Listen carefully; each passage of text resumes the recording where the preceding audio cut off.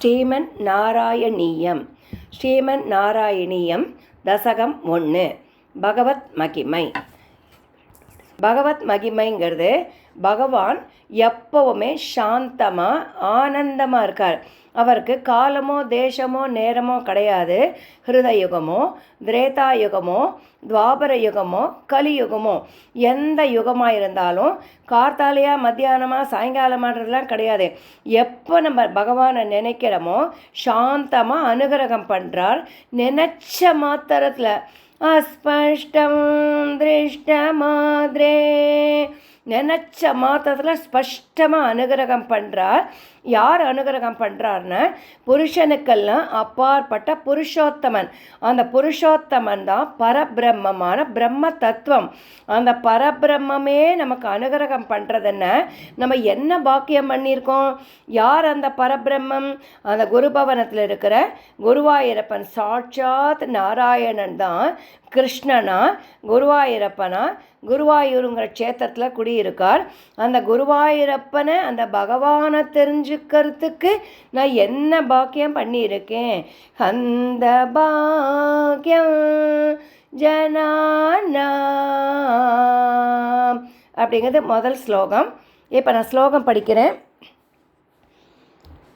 சாந்த்ரா நந்தாவ போதாத்மகம் அனுபமிதம் காலதேசாவதிப்யாம் நிர்முக்தம் நித்யமுக்தம் நிகமசத சகஸ்ரேண நிர்பாஸ்யமானம்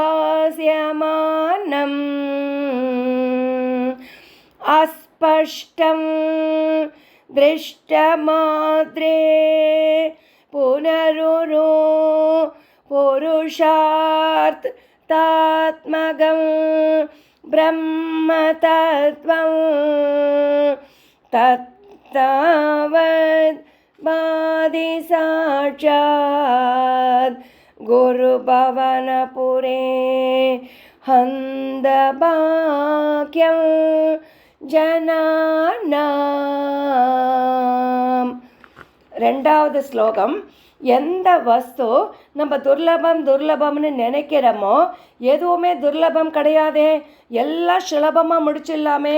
பகவான் சிருஷ்டி பண்ணினதில் எதுவுமே கஷ்டம் கிடையாது, எல்லாமே சாத்தியமே அப்படின்னு தான் சிருஷ்டி பண்ணியிருக்கார்.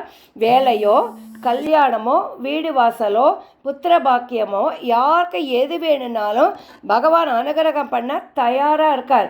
ஏன்னா தன்வா வாசா தியாவா பகவானை மனசாலேயோ புத்தியாலேயோ வாயாலேயோ சரீரத்தாலேயோ பகவானுக்கு என்னென்ன கைங்கரியம் பண்ணுறோமோ சோத்ரதைவ ஸ்புடேயம் எல்லா விதமான கஷ்டங்களையும் நம்மளுக்கு போக்கிடுறார்.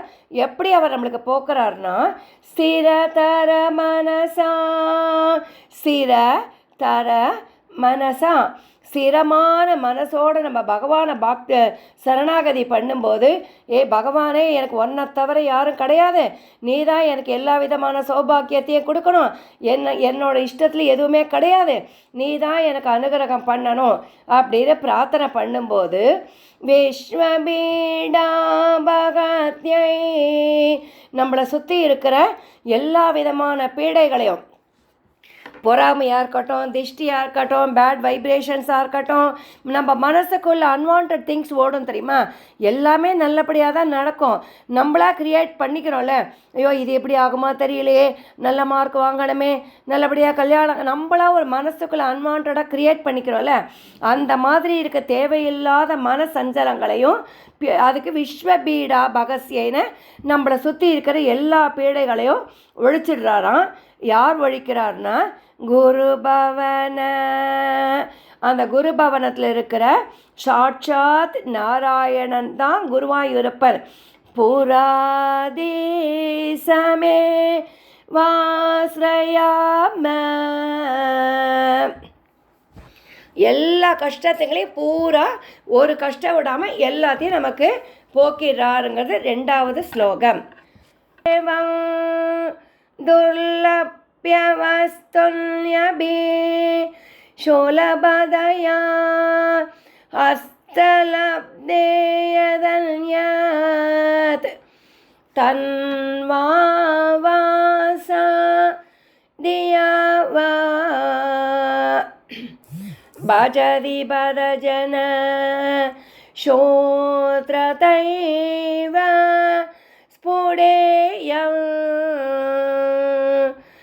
ஏதே தாவத் வயம் தூ ஸ்திரதர மனசா விஸ்வபீடா பகத்யை நிசேஷாத் மானமேனம் குருபவன புராதேசமே வாஸ்ரயாம.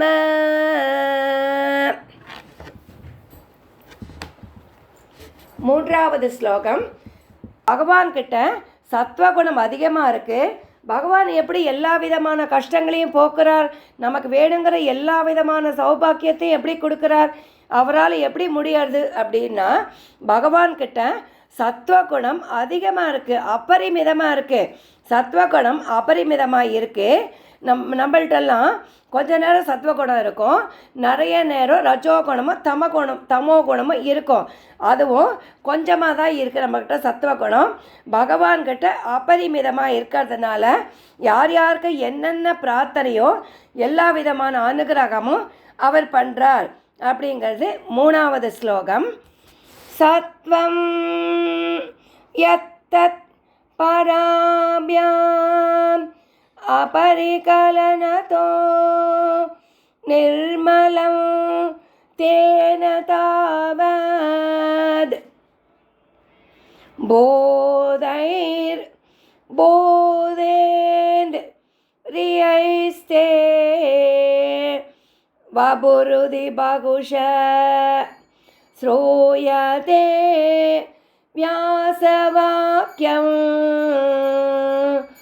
தத்ஸ்வசத்வாத் யதசாதித பரசுக சித்கல்ப நிர்பாசரூபம் தஸ்மின் தன்யா ரமந்தே ஸ்ருதிமதி மதுரே சுக்ரகே விக்ரகே தே.